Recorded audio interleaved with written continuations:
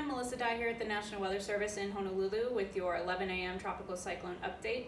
Of course, we're watching two storms approaching the island chain. We have Eric, which is about 280 miles east of Hilo at the moment, and we have Flossie, which is a little bit further out, about 1,500 miles from the island chain at this time. Taking a look at Eric first, Eric is down to a Category 1 hurricane with those maximum sustained winds of about 80 miles per hour.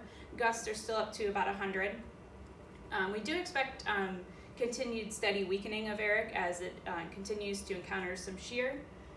Taking a look at a visible satellite image of Eric a little bit closer up here, we can see that some of the first bits of cirrus clouds are starting to reach the Big Island. We do still have some convection ongoing at the center of Eric. Taking a look at the cone of uncertainty graphic here, we do still expect Eric to pass well south of the island chain. However, that does not mean that we will not see any impacts from Eric.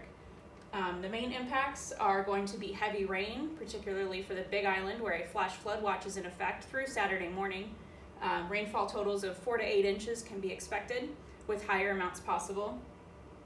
We have a wind advisory for Hawaii and Maui counties.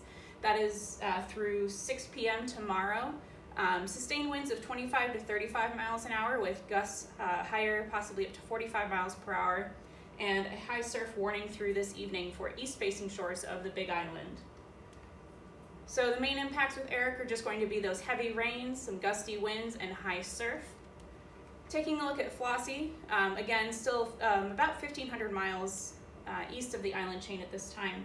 Held steady as a tropical storm overnight, maximum sustained winds of 65 miles per hour with gusts up to 75.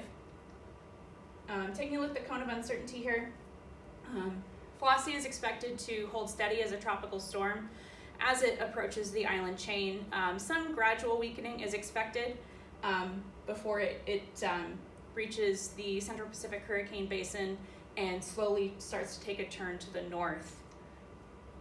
Here's a zoomed in image, satellite image of Flossie here. As far as impacts for Flossie, it's still too soon to tell, but it's best to just go ahead and prepare for another round of potentially heavy rain, strong winds, and high surf. Again, if you have any questions or would like more details on these forecasts, you can always visit our websites, weather.gov/Hawaii or hurricanes.gov, as well as follow us on social media.